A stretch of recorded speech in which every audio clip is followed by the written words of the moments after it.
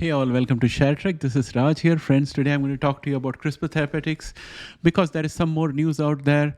And I've also come across the Q4 2024 corporate presentation from CRISPR Therapeutics. Just wanted to go through a few points very quickly. I'll keep this video as short as possible. Suffice to say that I think the good times are here for CRISPR Therapeutics, and I think we are on a march all the way to $80 by the end of the PDUFA date, which is going to be December 8, 2024. So come Monday, I think we should be touching $80 or more for CRISPR Therapeutics. Of course, this is my personal opinion, not financial advice, so please do your own due diligence. That said, let's get started.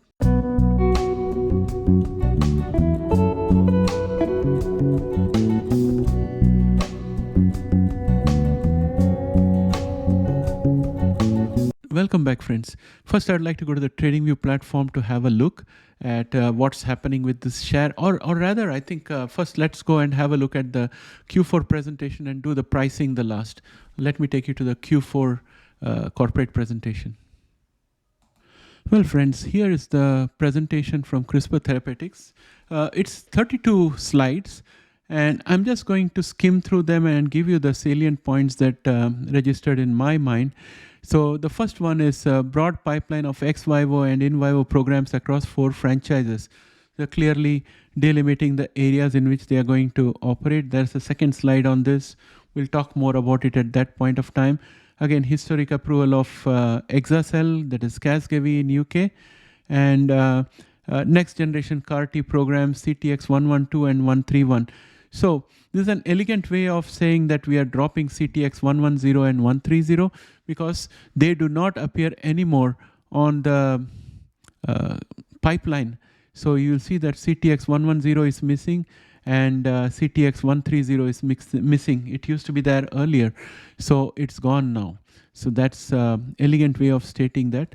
And then they are talking about proven track record of execution with best-in-class capabilities and state-of-the-art internal good manufacturing practice manufacturing facility from where they do all their clinical trial-related formulations.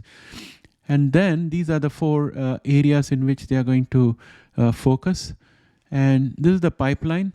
So as you can see, Casgevy, they have said approved, but 8th of December, we'll see what happens in US. And then you have anti-CD19 allogenic and anti-CD70 allogenic CAR-T, which is CTX110 and 131. They say this is way superior to 110 and 130, which was again anti-CD19 and anti-CD17 allogenic CAR-T respectively. But they have done some extra edits, and this persists much longer. And I wouldn't be surprised if this has got anything to do with our earlier video that we were talking about, where FDA is focusing on autologous anti-CD19 and anti-BCMA CAR-T therapies for malignant CAR-Ts. So we'll know later on. I mean, as time goes by, all these things gets unraveled. But suffice to say, right now, CTX110 and CTX130 are no longer in the pipeline out here. It's gone. And next, we have VCTX210 and 211 also in clinical trials, along with ANG PTL3. So ANGPTL3 is basically angioprotein like 3, or ANGPTL3, which is basically for regulation of lipids in the bloodstream. So this is a cholesterol-related drug. And CTX320, which is in the IND-enabling stage. Probably in 2024, it could get into clinical trials. Now, we look at this market size that they are talking about for beta thalassemia on one side, sickle cell on the other. So with in vivo delivery, which is what Casgevy or Exa-cel is, they are looking at 100,000 plus beta thalassemia and 350,000 plus for sickle cell disease. Now, if you look at these numbers, and then you can use the same number, I think, for Bluebird as well, for lovo-cel, and they would be targeting 350 plus. So the numbers look healthy out here, enough for everybody to share the pie. And they have a robust immuno-oncology pipeline with 2 in clinical trials. We already spoken about that, the CD19 and CD70 allogenic. And there's another anti-BCMA target in the research stage, along with other CAR-T programs. They have got enough collaboration as well, one with Nkarta, one with Moffitt, and one with Roswell Park. There is a separate slide for the Roswell Park and Moffitt Center. I'll talk more about that at that stage. Now, this is where they are not even talking about CTX110 and 130 in these two, but here it says opportunity to expedite development based on clinical and regulatory learnings from CTX110 and 130. So that's what they have here. Here they have described all the edits that they have in CTX112 and 131. These are novel potency edits, which allows it to live long in the system and evade the human immune system. And I'm going to skip those other things. And here's the clinical trial related details. Indications are B-cell malignancy for CTX112 and relapse or refractory solid tumors for CTX131. And it's expanding into autoimmune disease with planned trial initiation in first half of 2024 in systemic lupus, and expanding into hematological malignancies later on. So basically they're going to use CTX112 not only for B-cell malignancies but also to target it on lupus. And they also use the standard lymphodepletion regimen. However, all their outcomes will get even better if they were able to progress. Where is the pipeline? If they are able to progress this next generation conditioning, which is currently in the research stage. So hopefully it gets into enabling and starts coming into the clinical trial. So we can, and that can actually have the potential to improve the outcome of most of their therapies that needs lymphodepletion. So that said, let's go back to where we came back from. Yeah, so these are the edits for VCTX 210, 211, and 212. And 210 is the perforated device approach, which is the PEC we were talking about with ViaCyte before. And then let us go further. VCTX 211 reverses hypoglycemia and diabetic rat model. So there's the preclinical trial details. And what else do we have here? This is for the cholesterol lowering therapy, CTX 310, 320, and 330. And their focus is on in vivo gene therapy. And they want to establish a leading platform for in vivo gene disruption, starting in the liver, and advance a broad portfolio of programs across both rare and common diseases, leveraging translational capabilities, balance sheet, and plug and play LNP/mRNA platform. And targets or indication includes ANG, PTL3. So these are all for cholesterol, then hereditary angioedema, ATTR, and then they have a wholly owned portfolio which creates an opportunity for internal development or potentially to sell it to partnerships in the future and start generating milestone payments and sharing risk as well as costs and profits. Developing lead whole gene correction platform starting with AAV plus LNP in the liver and advancing to AAV-free HDR independent methodologies. So they are migrating away from the virus vectors.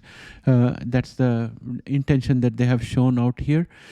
And then what else do they have here? CTX 310, a one-time dose to stop expression of ANG PTL3. So they have given a diagram which explains how the system works. I'll make a separate video on this at a later date. So I'm going to skip this for the time being. And let us go further. There is a special slide here on IP. I don't recollect seeing this kind of a slide before. Maybe it must have been in the fine prints in the annual report or something. But what it states here is that the CVC has granted patents of broad scope multiple applications and in United States, as well as it is given in Europe and global. CVC granted foundational patents including use in eukaryotes, and patents of broad scope granted in EU, China, Canada, Japan, Brazil, Mexico, Singapore, Hong Kong, Ukraine, Israel, UAE, Australia, New Zealand, South Africa, etc. Jurisdictions worldwide in which CVS has patent protection. And in August, CVC prevails against Toolgen's challenge to CVC's Japanese patent, challenges pending in China and India. And out here they have 55 patents of broad scope granted, 16 additional patent applications moving forward in parallel with broad and narrow claims, and PTAB, this is a patent board decision in CVC/broad interference appeal to the CAFC, interference between CVC/sigma, CVC/toolgen, broad/sigma, and broad/toolgen put on hold by PTAB.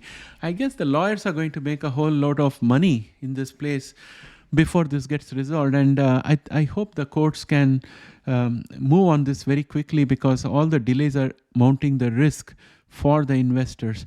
And of course, here we have a kind of Olympic kind of rings out here, where 1.75 billion cash balance sticks out to me.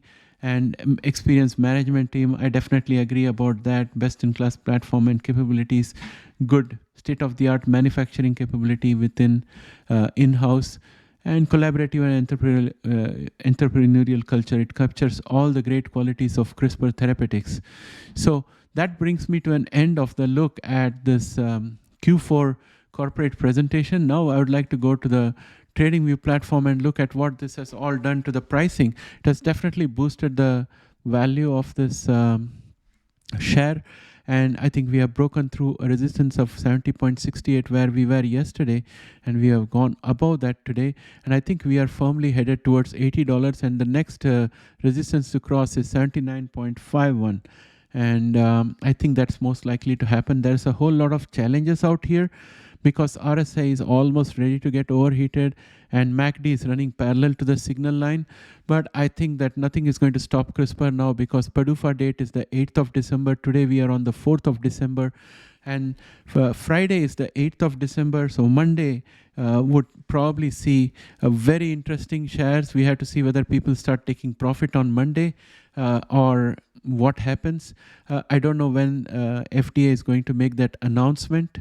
I couldn't find the exact time when FDA is going to declare it, but I think we are well on track to cross $80 by Friday. That's my opinion. Of course, it's not financial advice. I mentioned that earlier. So this is looking very good at this point of time, in my opinion. So overall, to summarize, first things first, money. I think we are on track to $80. That's my personal opinion by Friday, 8th of December. Second thing is that I think the approval is definitely imminent on the 8th of December. I don't see any reason why it wouldn't happen because we have not had any contrary indications. Third thing is that CRISPR has silently dumped CTX110 and CTX130. They have said that they have learned lessons from it and they have let it go. So it's out of their pipeline as well. So it's a very elegant way of disposing of two pipeline candidates without much ado.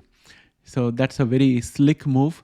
And we now have CTX121 and 131, which are next generation superior CAR-T therapies, which have got way better efficacy and durability as compared to CTX110 and CTX130.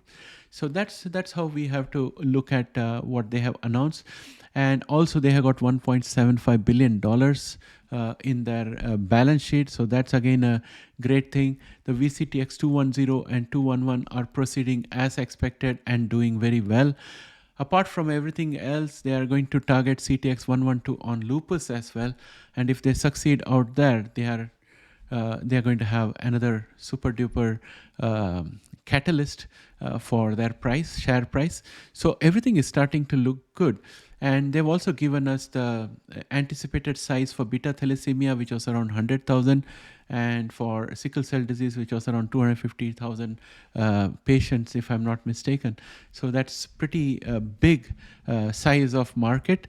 And I think there is enough room for all the competitors to do pretty well. So overall, I think we have a very good, we hold good cards if we have got the CRISPR stock. I have around 100 of them. It's tied up with a covered call with a strike price of 80 with the expiry in January. So I just got to sit and watch what's happening. And hopefully on 8th of December, once it touches $80, then probably on Monday, I expect that it might drop a little bit as people start taking profit. And that would be my opportunity to buy back my covered calls if I feel that the share is going to progress further to $100 or something. Otherwise, I'm just going to let it expire. Hopefully, by the time it expires, either I get $80 and the share is maybe $81 or $82. So that's the way I'm looking at it. Now, this also gives me greater optimism for Bluebird Bio's Lovocell, because it's also coming up the following week.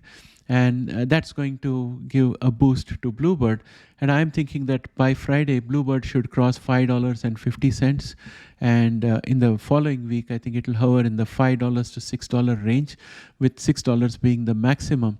I am still trying to get a good covered call for Bluebird, but I'm not getting the margins that I want. So I'm not desperate to sell any covered calls. I have 600 of Bluebird. It's not too much, but I'm happy. All of them are looking positive, and I'm in profit in both of those counters. So with that said, my friends, I'd like to bring this video to an end. I hope you like this. And if you are holders of CRISPR and Bluebird, please put what your thoughts are in the comments below. I'd like to hear from you, and I would like to hear your strategy. With that, I'd like to end this video here, my friends. Thanks and have a great day. Bye for now.